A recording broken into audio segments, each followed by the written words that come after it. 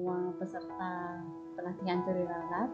Alhamdulillah, puji syukur kita haturkan kehadirat Allah Subhanahu wa taala bahwa pada hari ini kita bisa bersama-sama mencoba untuk belajar tentang bagaimana melakukan penyajian hasil eksperimen. Sebelum sampai ke sana, izinkan Ibu memperkenalkan diri terlebih dahulu, karena tentunya ada beberapa di antara Anda yang mungkin belum mengenal. Nah, khawatirnya kalau tidak kenal maka tak sayang. Mohon diperkenalkan, Anda sedang bersama Ibu Eni Latifah, gitu. Usia Ibu sudah cukup banyak ini ya, 51 tahun di bulan pada tanggal 31 Juli yang lalu. Ibu memperoleh gelar doktor di fisika gitu di ITS Surabaya, sementara S1-nya di Brawijaya. Kalau kita lihat, tampak bahwa baik gelar S1, S2, dan S3-nya Ibu menggeluti bidang teoritik. Nah, fisika teoritik ini secara umum memberikan kita gambaran bahwa Ibu tidak pernah bekerja dengan eksperimen lab. Ibu hanya bekerja dengan matematis seperti halnya yang dilakukan oleh Einstein, Feynman, ya, beliau-beliau itu bekerja dengan matematis. Tetapi eksplorasi fisikanya itu diperoleh dari hasil eksperimen lab yang dilakukan oleh orang lain. Meskipun demikian, tidak berarti bahwa Ibu tidak mencintai eksperimen. Maka pada hari ini izinkan kita bersama-sama mempelajari bagaimana melakukan penyajian data hasil eksperimen secara benar. Yang pada eksperimen tersebut otomatis tidak lepas dari pengukuran. Nah, sajian pengukuran tentu memerlukan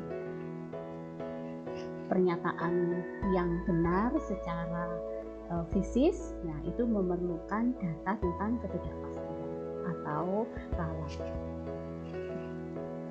Perlu juga Ibu informasikan bahwa selama di jurusan fisika ini, sampai dengan 2 tahun yang akan datang, Ibu mendapatkan amanah sebagai kepala laboratorium.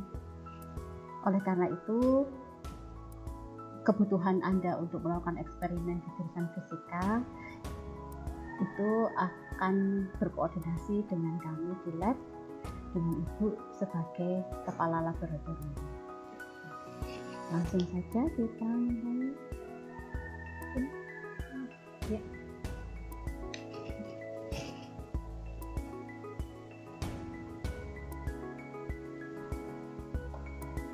Teman-teman Anda, kakak tingkat Anda terbiasa menggunakan istilah teori ralat, sehingga event ini dinyatakan sebagai seminar teori ralat, gitu ya, STR. Meskipun sebetulnya yang lebih tepat itu adalah teori ketidakpastian. Ya, seolah-olah kita sedang bermain dadu ya katanya. Ini adalah teori yang paling tidak disukai oleh Einstein. Kata Einstein, apakah Tuhan bermain dadu dengan alam semesta sehingga kita bermain-main dengan teori ketidakpastian? Nah, tapi tentu tidak begitu maksudnya ya. Nah, mengapa kita perlu teori ralat? Karena pertumbuhan ilmu fisika itu berangkat dari 3 hal. Jadi fisika itu tumbuh mulai dari Newton. Newton adalah bapak fisika. Jadi sebelum Newton, Plato atau Ptolemeus itu bukan fisikawan. Fisikawan mulai ditumbuh itu diawali oleh Newton dengan hukum-hukum Newtonnya. Nah, fisika itu tumbuh dengan pada awalnya itu melalui 2 metode yang seperti ini, observasi gitu ya. Nanti akan kita coba bedakan antara observasi dan eksperimen.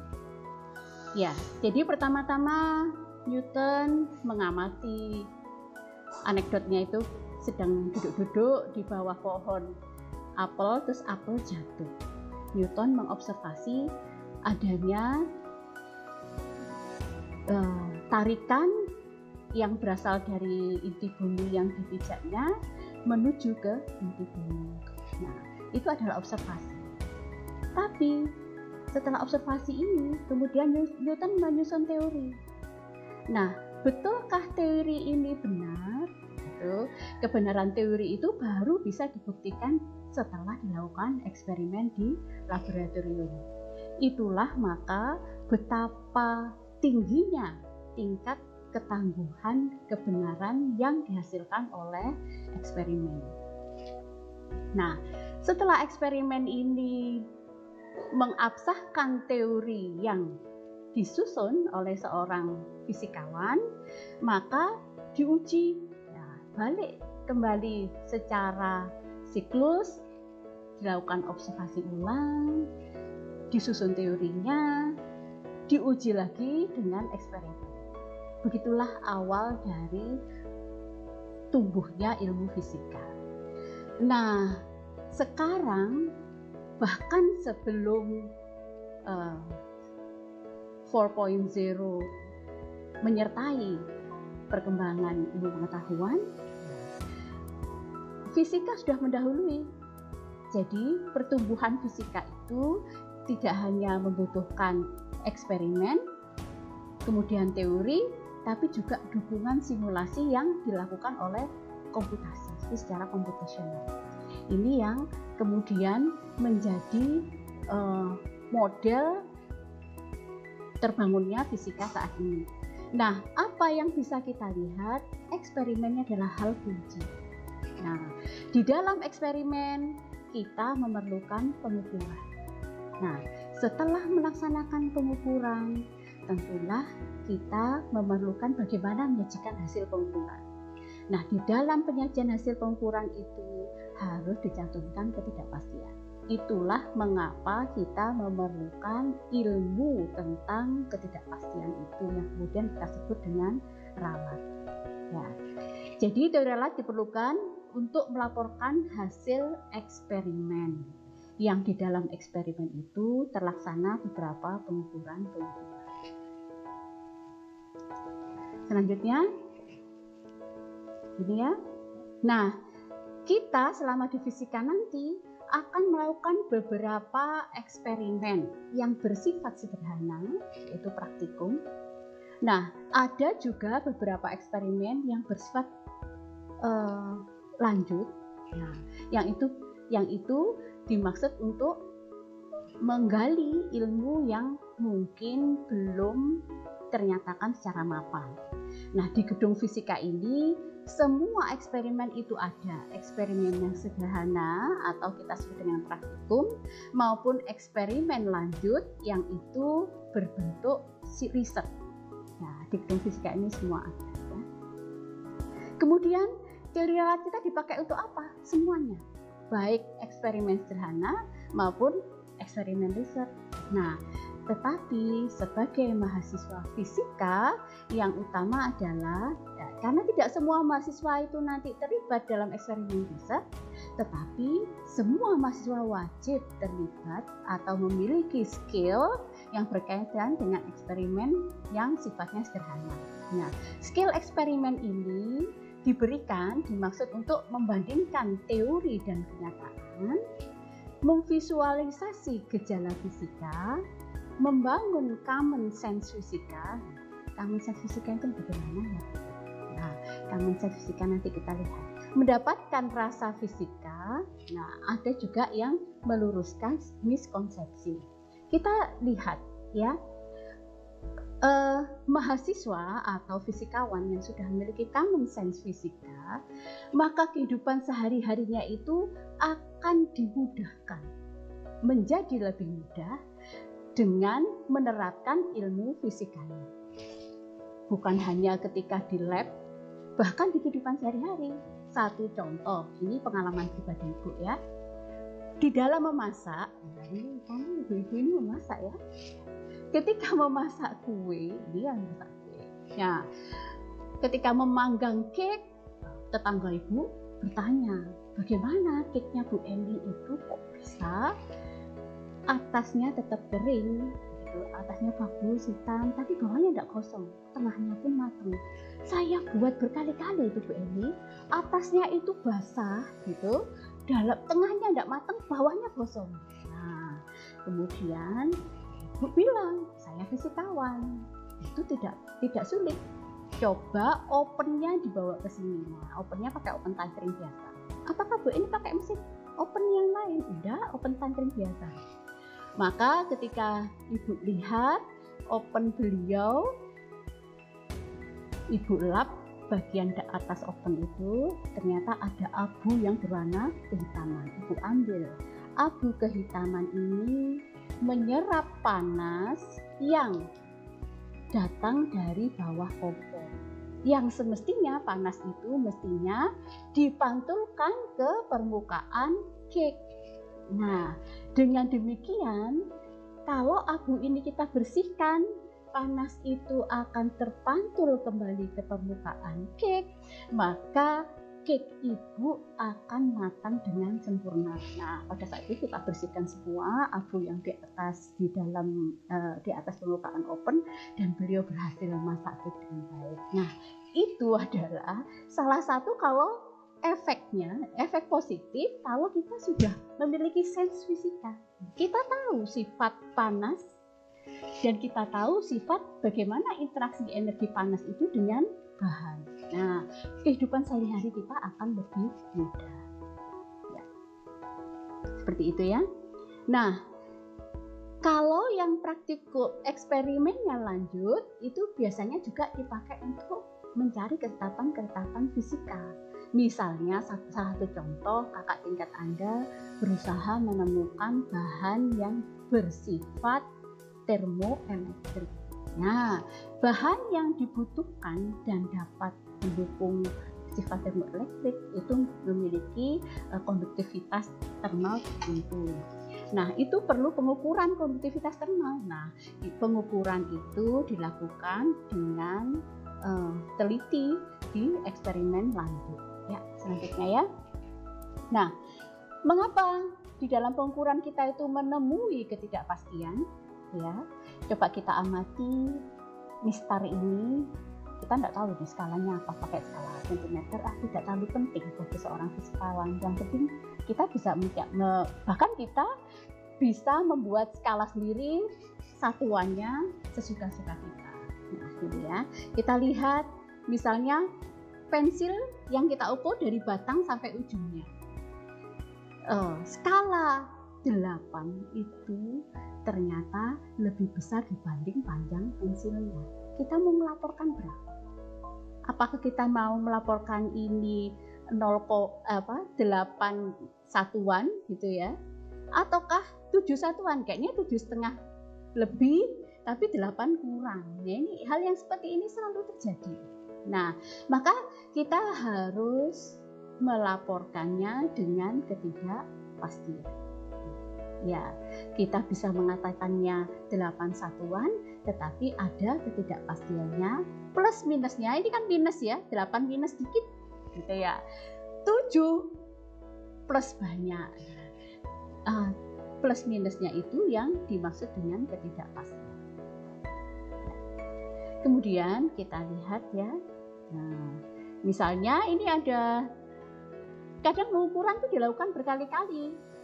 Untuk misalnya mengukur panjang meja. Ketika berapa panjang meja kita ya? AB mestinya sama dengan CD, mestinya sama dengan EF. Tapi kenyataannya AB diukur 101 cm. CD diukur lagi 100 cm. Nah, EF ukurannya 102 cm. Nah, beberapa kali pengukuran menghasilkan nilai yang berbeda. Itu common sense, nggak masalah. Apakah melakukan kesalahan? Bukan. Tapi begitulah terjadinya ketidakpastian dalam pengukuran. Alami, itu alami. Bukan hanya sekedar karena kesalahan. Meskipun kesalahan manusia, jadi itu harus tetap kita minimalisir. Ya.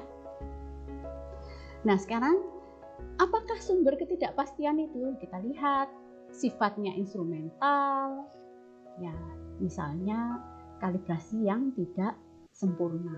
Ini banyak terjadi di alat-alat ukur, misalnya timbangan berat badan gitu ya, atau karena mereka menggunakan pegas gitu, atau misalnya banyak hal, terutama dalam penggunaan avometer gitu, kadang kita lupa tidak melakukan kalibrasi dulu, tidak melakukan zero dulu, ya, menolkan. Nah, yang kedua, ketidakpastian yang terjadi karena hasil observasi yang bersangkutan tidak memandang lurus pada skala. Ya, mestinya kalau kita pandang lurus pada skala, jadi saya tangan ini, maka saya harus memandangnya lurus, mata kita harus tepat. Jadi tidak boleh mencong ini, memandang ini. Nah, ini skalanya akan beda. Juga kan bersifat environmental. Ya, ini biasanya tegangan listrik di Indonesia ini sangat tidak stabil, kadang naik, kadang turun. Nah, kalau alat ukur kita bergantung kepada arus listrik, maka itu akan mengganggu hasil pengukuran. Ya, atau juga teori. Ya, ini menyinggung ibu ini. Pemodelan yang terlalu sederhana itu akan mengabaikan gaya gesek misalnya, gitu ya. Apakah semua? Ini ada cerita ini ceritanya ya.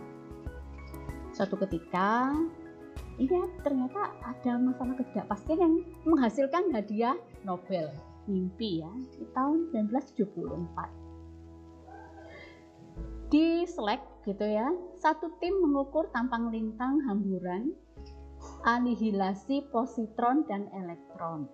Ya, pengukurannya dimulai dari 0 sampai 3,2 giga elektron volt. Sebesar apa itu? Besar pokoknya ya, sangat besar ya. Dengan penambahan energinya yaitu ya kayak kalau Anda mengukur itu tiap 0,2 giga elektron volt. Nah, diperoleh hasil ternyata 0,2, 0,4 sampai 3,2. Ternyata tampang lintangnya itu 23 plus minus 3 NB. Nah, anehnya ketika di 3,2 giga elektron volt, tiba-tiba tampang lintangnya naik menjadi 30 NB. Nah, ilmuwan saat itu mengira yang kalau 23 plus 3 ini mestinya kan 26. Nah, ini sampai 30. Nah, something wrong ini. Diulangi. Kalau mau ngulangi tidak mudah ya. Kalau sampai sekian giga elektron volt ini anggaran runningnya bisa miliaran. Bukan 1.000 atau bukan 1 atau 2 juta, nilainya miliaran. Nah, ternyata nah ini 30 ini berarti kan di luar jangkauan ketidakpastian. Apa yang terjadi? Ini adalah non-common gitu ya, sesuatu yang tidak biasa. Nah, dan betul nilai ini diukur juga di MIT. Nah, di MIT mengobservasi hal yang sama di skala energi 3,2 giga elektron volt. Tampang lintangnya sama-sama 30 dan itu maknanya ada partikel baru di situ, maka ditemukanlah partikel G dan C gitu ya. G itu ditemukan oleh SLAC dan C ditemukan oleh Mr. Ting di MIT. Ya, pesan moralnya sangatlah berhati-hati dalam pengukuran, jangan pernah mengabaikan ketidakpastian karena ketidakpastian itu sangat bermakna. Ya. Nah, teori ralat, ya sekarang kita kembali teori ralat. Teori ralat sederhana itu dilakukan dengan 2 cara. Ada yang pengukuran langsung dan pengukuran tak langsung. Seperti yang dilakukan oleh bapak-bapak tadi, mengukur panjang meja, itu pengukuran langsung.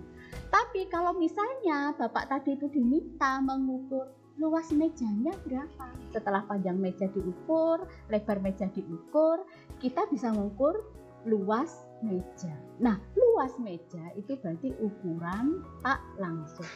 Nah, yang diukur langsung adalah panjang dan lebar meja.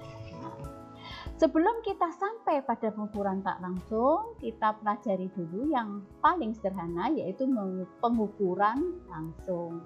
Pengukuran langsung itu ada pengukuran yang sifatnya tunggal, jadi hanya dilakukan sekali mengukur dan dilaporkan, dan ada yang pengukuran berulang. Nah, karena ada dua metode pengukuran, yaitu pengukuran tunggal dan pengukuran berulang, nah, maka ada dua cara penyajian hasil pengukuran. Nah, misalnya diukur sekali saja, jadi yang kita kenal sebagai pengukuran tunggal. Maka hasil pengukuran tunggal tadi akan dinyatakan sebagai nilai terbaik. Nah, ralatnya gimana? Ralatnya itu adalah nilai skala terkecil. Kalau alat ukurnya biasa, bisa dilihat oleh mata telanjang kita, naked eyes kita, maka nilai skalanya adalah nilai setengah nilai skala terkecil. Tetapi kalau memang hasil pengukurannya itu sudah sangat teliti, misalnya Anda menggunakan mikrometer atau scope, nah gitu ya, maka kita tidak perlu menambahkan faktor setengah ini, cukup satu nilai skala terkecil. Jadi ralatnya atau ketidakpastiannya itu bisa setengah nilai skala terkecil, bisa juga satu nilai skala terkecil, bergantung pada alat ukur yang kita gunakan, gitu ya. Tergantung pada skala alat yang kita gunakan. Kalau sudah, maka kita laporkan hasil pengukurannya adalah X. Nah, X ini misalnya kita mengukur kuantitas tertentu, misalnya panjang X sama dengan X rata-rata. Kalau pengukuran tunggal ya tadi sekali kita ada, tadi itu saja ditambah ketidakpastiannya. Nah, ketidakpastiannya ini bergantung pada skala yang kita gunakan. Nah, jika pengukurannya berulang, maka yang kita sajikan sebagai X ini adalah rata-rata dari pengukuran berulang tadi. Dan kemudian tambahkan simpangan rata-ratanya. Ya, simpangan ini adalah ketidakpastiannya itu diambil dari simpangan baku rata-rata atau standar deviation-nya. Ya. Estimasi nilai terbaik hasil pengukuran, kalau pengukurannya berulang, itu kita peroleh dari rata-ratanya. X1 ditambah X2, dan seterusnya. Berapa kali kita melakukan pengulangan? Kalau pengulangannya 5 kali ya berarti N-nya 5. Kalau pengulangannya 100 kali ya N-nya 100. Semakin banyak pengulangan, semakin baik hasil pengukuran. Nah, ini adalah cara kita mendeskripsikan bahwa ini adalah summation dari pengukuran ke-1, ke-2 sampai ke N gitu. Dibagi dengan total jumlah pengulangan yang dilakukan. Ya. Nah, ketidakpastian pengukurannya ya, itu adalah bisa kita lihat yang seperti ini. XI itu adalah pengukuran ke I ya, dikurangi X rata-rata, ini adalah nilai rata-rata X gitu ya, kemudian dikuadratkan. Perhatikan, kuadrat ini memberi kita jaminan bahwa pembilang ya, pembilang ini pasti positif. Jadi kalau Anda dapatnya kok negatif, pasti ada yang masalah. Karena kita sudah mengkuadratkan, ini pasti positif. Gitu ya. Kemudian dibagi dengan N jumlah pengukuran kali N-1. Nah, ini yang membuat kita mendapatkan standar deviasi rata-rata atau deviasi standar. Simpangan baku rata-rata. Nah, seperti tadi pelaporan hasil pengukurannya itu dengan seperti ini ya. Misalnya panjang meja tadi gitu, misalnya diukur ada 3,21 plus minus 0,05. Yang ini diperoleh dengan rumus yang ada ya, dengan formulasi yang ini tadi. Nah, tergantung N-nya berapa dan berapa hasil pengukurannya tiap pengukuran. Ya. SX itu adalah simpangan baku rata-rata. Nah, ini contoh mengukur panjang, tapi tidak perlu ya. Nanti bisa diskusi yang lebih panjang. Nah, kita perhatikan gitu ya. Misalnya kembali ya, kita lihat ya. Misalnya ini P1 10,1, P2 10,2 tidak sama semua ya. Kita lihat total P-nya adalah 100, karena ini dibagi 10 berarti bisa kita pastikan hasil rata-ratanya adalah 10. Ya. Kita lihat ternyata 10 mm dan standar deviasinya ternyata 0,0036 mm. Yang ini itu kita gunakan 2 angka di belakang koma, yang ini karena kondisi perhitungan ini ada 4 angka di belakang koma. Kemudian pelapornya bagaimana, Bu? Apakah kita gunakan 2 angka di belakang koma atau 4 angka di belakang koma? Nah, pelaporan yang baik itu sedikit mungkin kita menggunakan angka penting yang paling sedikit, gitu ya. Ini 4 angka di belakang koma, sementara ini 10 ini juga angka penting. Begitu masuk di sini udah angka penting. Ini, nah kalau misalnya kita pilih 10,0036 nanti plus minus ya. Misalnya kita ambil 10,0036 ini terlalu banyak. Maka kita bisa menggunakan cukup 3 angka di belakang koma untuk angka pentingnya. Nah, kemudian sajian nilai panjang rata-ratanya juga harus memiliki angka penting yang sama jumlahnya dengan standar deviasi. Nah, jadi tidak harus hasil data penyajian angka penting pada hasil pengukuran data itu sama dengan penyajian angka penting pada hasil pengukuran. Gitu ya. Angka penting atau angka berarti ya, itu sama ya. Nah, kalau pengukuran tunggal seperti yang sudah kita sampaikan tadi, nah hanya sekali, maka ketidakpastiannya adalah setengah nilai skala terkecil atau 1 nilai skala terkecil untuk alat ukur dengan ketelitian tinggi. Ya. Nah, sekarang ketidakpastian itu kadang ada yang mengatakan ada ketidakpastian mutlak dan ketidakpastian relatif. Apa sih ketidakpastian mutlak dan ketidakpastian relatif? Yang sudah kita bahas di atas tadi itu adalah penyajian ketidakpastian mutlak.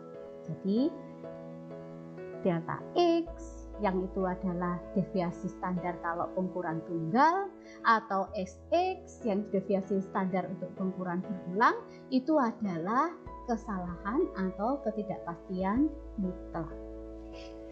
Nah, yang relatif itu adalah delta X atau ini untuk pengukuran tunggal dibagi X terbaiknya. Yang ini adalah SX dibagi X terbaiknya. Nah, ini yang kemudian kita kenalkan kesalahan relatif. Ada juga, kesalahan relatif ada 2 hal. Kesalahan relatif yang berkaitan dengan standar deviasinya terhadap pengukuran terbaik, juga ada juga kesalahan relatif terhadap literatur. Nah, misalnya kita mengukur gravitasi bumi dengan Bandul. Nah, kita udah punya data ternyata di daerah itu sudah ada nilai gravitasi bumi menurut pengukuran yang lebih presisi, hasil literatur. Nah, maka untuk mengetahui berapa kesalahan relatif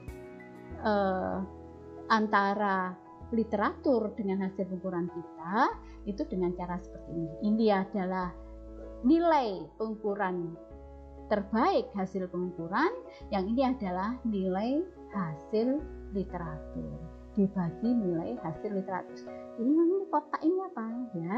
Ini kurung tegak ini mendeskripsikan bahwa meskipun nanti positif atau negatif, hasilnya adalah positif. Ini adalah nilai absolut, gitu ya.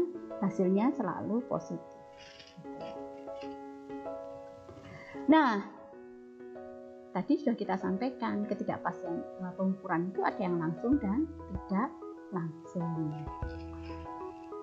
Yang tidak langsung itu bagaimana? Tadi sudah kita deskripsikan contohnya, misalnya kita punya data panjang dan lebar meja.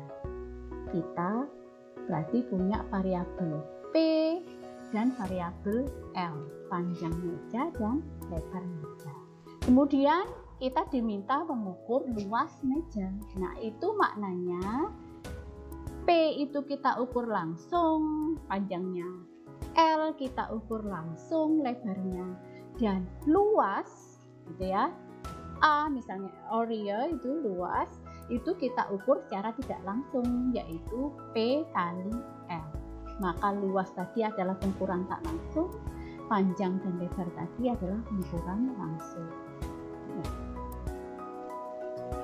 Nah, contohnya gitu ya. Nah, ini sajian hasil eksperimen adalah besaran percobaan volume. Misalnya kalau tadi luas itu kan ada panjang kali lebar. Nah, misalnya volume. Nah, ini 3 dimensi. Ini ada panjang, lebar, dan tinggi. Biasanya X itu mewakili panjang, Y mewakili lebar, Z mewakili tinggi. Nah, ini tanda atas, bar atas ini apa? Tanda bar atas ini bukan vektor, tapi tanda bar atas ini menyatakan pengukuran terbaik. Nah, gitu ya. Bagaimana pengukuran terbaik? Wah, ini lebih menarik. Lebih menarik ya, Mbak ya. Kita like or not harus menggunakan apa ini? Apa ya ini ya?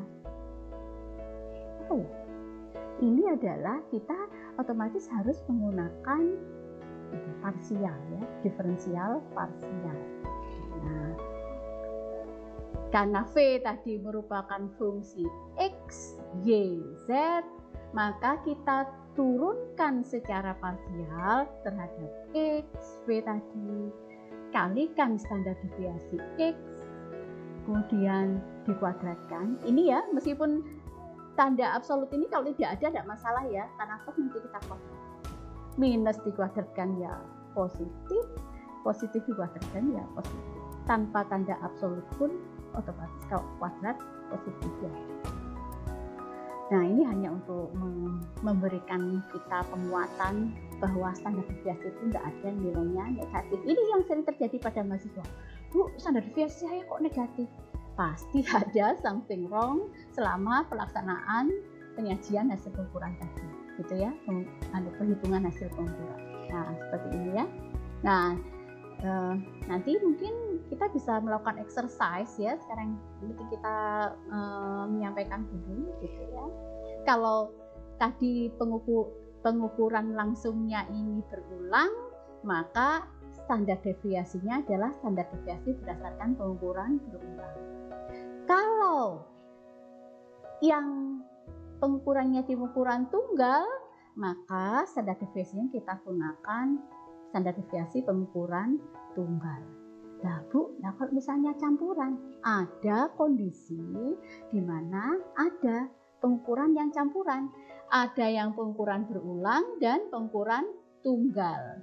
Perhatikan, karena pengukuran tunggal itu cuman sekali, maka ketangguhannya akan beda dengan pengukuran berulang. Maka yang pengukuran tunggal diberi faktor 2/3. Nah, faktor 2/3 itu merupakan tera tingkat ketangguhan kebenaran hasil pengukuran. Jadi, maksudnya apa?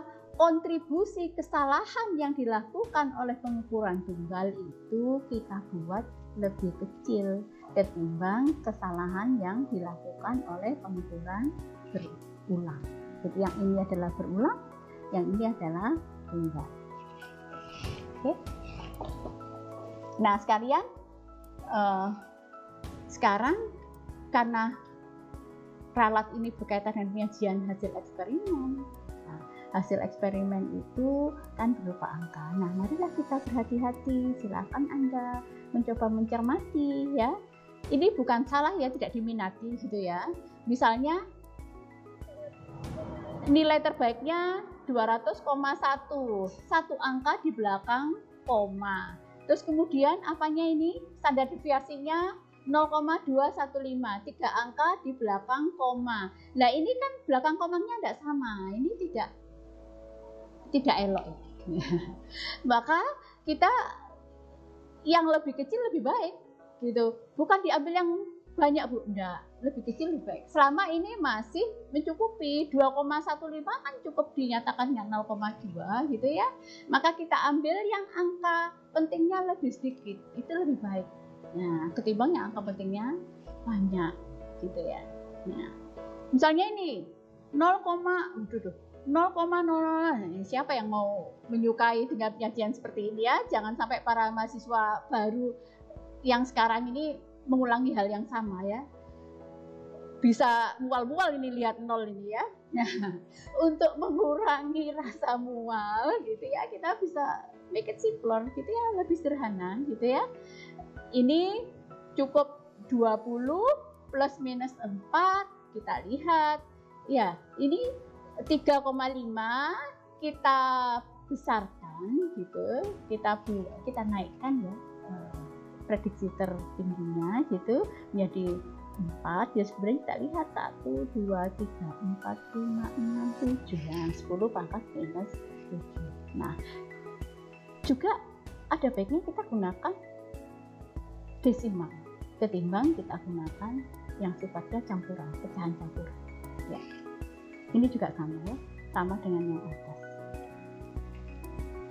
Oke, berkaitan dengan pengukuran, kalau kita sudah dapat standar deviasi gitu, kita akan melihat dari hasil ukuran kita itu apakah bagus atau tidak. Itu bisa diteliti dari sisi akurasinya atau sisi presisinya. Akurasi itu apa? Gitu ya.